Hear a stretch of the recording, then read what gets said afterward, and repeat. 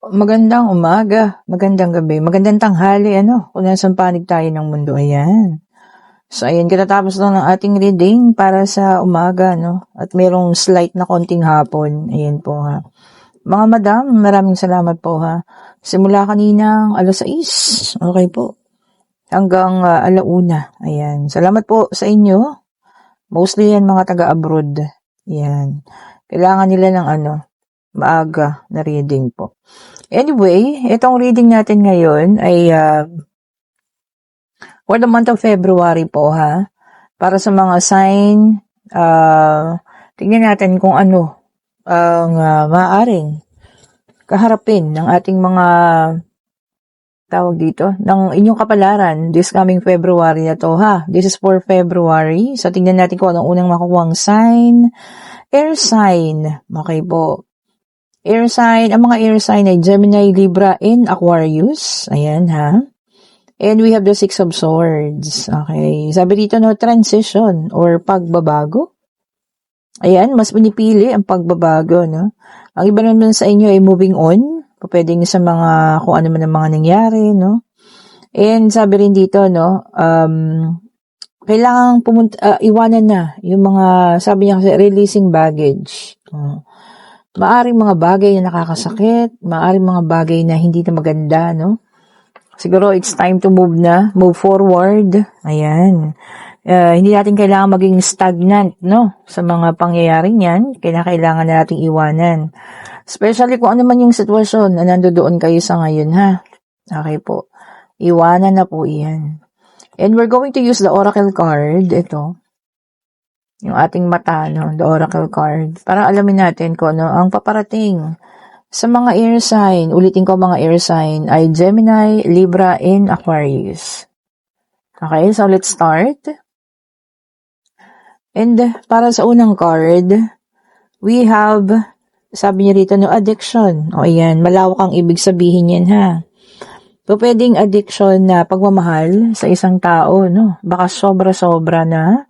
At ayun nga, kailangan ng iwanan, kasi nandito ang ating Six of Swords. So somehow connected siya, no? Pwede ring addiction sa, alam mo yun, pwedeng kung ano man yan, substance, ayan, gambling, or kung ano man. Alam niyo yun, hindi na talaga siya nakakatulong sa inyo at kailangan na rin talaga namang iwanan. O, di po ba? So, sabi nga, anything na nagiging sobra-sobra na yung attention natin or nagiging addict na tayo, no? Whether bagay yan, substance man yan, sugal o kung ano man. At hindi na nakakabuti sa katawan, kailangan na pong iwanan, ha? Kailangan na pong iwan. Okay po. And, teacher. So, instruction. Ayan. Pwede nga iba sa inyo, ha? Magkakaroon ng pagte-training. Ayan. Sabi niya rito, imamaster ang isang gawain or kung ano man. Baka i-assign kayo for a training. Pwede rin kayo tuturuan, no? Panibagong kaalamanan diyan sa trabaho ninyo, no? So may matutunan kayo ngayong February, no? Pwedeng ito ay sa inyong trabaho. Ayan. Pwede rin ito po sa pag-aaral. Ayan. Mas maraming mga, alam niyo yun, gawain na pwede niyong malaman, which is makakadagdag naman sa inyong kaalaman, ha? O kung ano man po yan. And we also have, sabi niya rito, experience. Ayan, ha? Ito maganda, no? Pwedeng, sabi niya rito, experience na pwedeng mas makakatulong sa'yo. Ayan.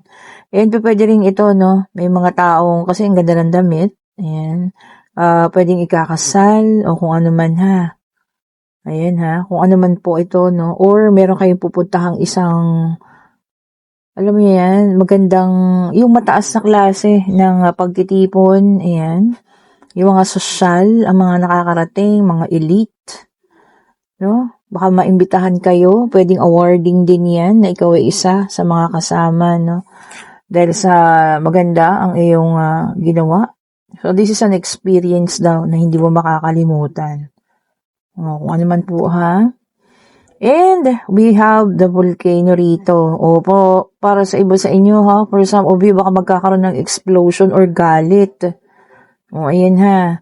Galit na mararamdaman, hindi mapapalampas yung galit na yan. O pwedeng sa isang tao, o pwedeng kung kanino man, o pwede rin sa, alam niyo yung pangyayari na hindi niyo makokontrol ang sarili niyo para kayong bulkan na sasabog daw po ha. Pero eto na, binibigay na yung ating gabay. So kung dumating man sa inyo yan, syempre kailangan nating relax. Sabi nga nila, huwag tayong padala sa emosyon. So maaring pangyayari ito na ikakasilakbo ng iyong damdamin. Tama ba yun, no? At talagang tataas ba ang BP mo rito or whatsoever, no? So, ayun po ha, kung ano man ang sitwasyon na yun na talagang magigising ang inyong damdamin, sa galit. Relax pa rin po ha, at isipin palagi natin yung sarili natin. Okay po. Huwag tayong magpadala. Explorer, adventurer. For some of you ha, merong air travels. Ayan.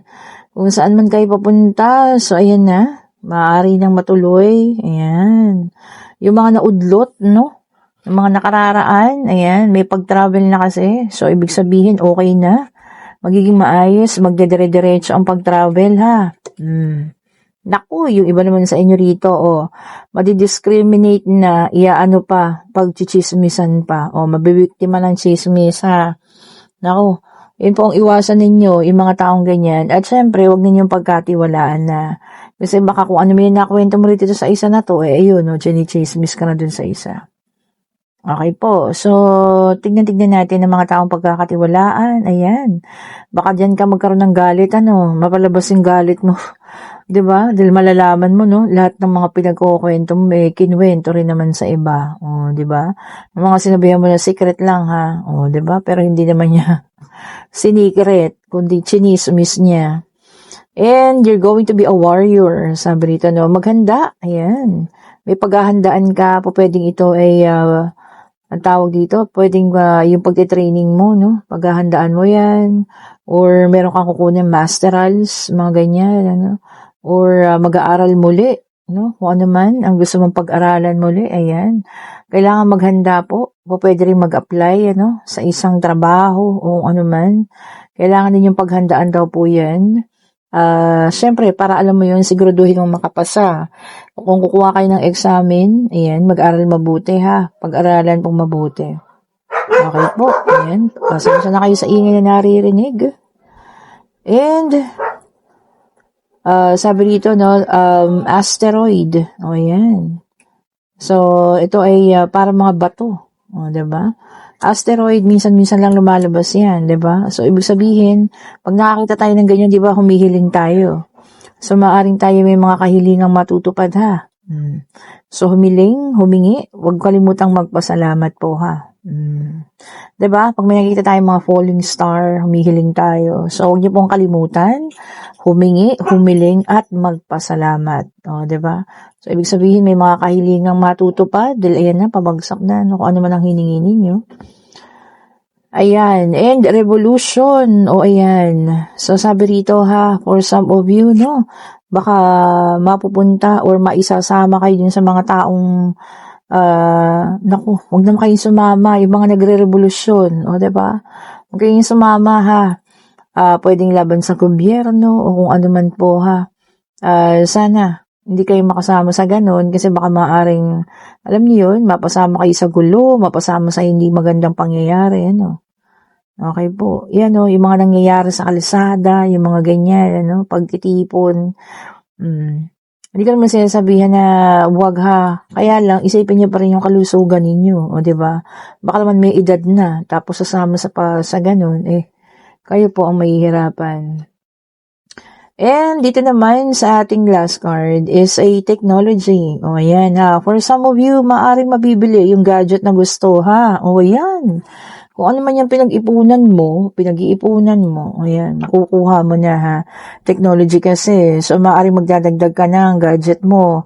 It might be a new phone, ayan. O pwede rin panibagong relo, ayan, kasi Parang ano rin siya no? Yung loob ng relos. Ayan ha. Baka bibili kayo mamahalin. Ayan po ha. Or a laptop. Ganyan PC. Depende po sa inyo ha. Na makakatulong po sa inyo. Ay, sorry naman. Gumalaw yung ating camera. Okay po. Okay. So, ito po ang ating monthly reading for mga air sign. Gemini, Libra, and Aquarius. So, check natin yung susunod, ha. Yun lang, mag-ingat pa rin po kayo, ha. Ito, yung sa chismis. Diba? Maaaring kayo mabiktima ng mga chismis na ganyan. Thank you so much po. I-check natin kung ano yung susunod, ha. Thank you so much po.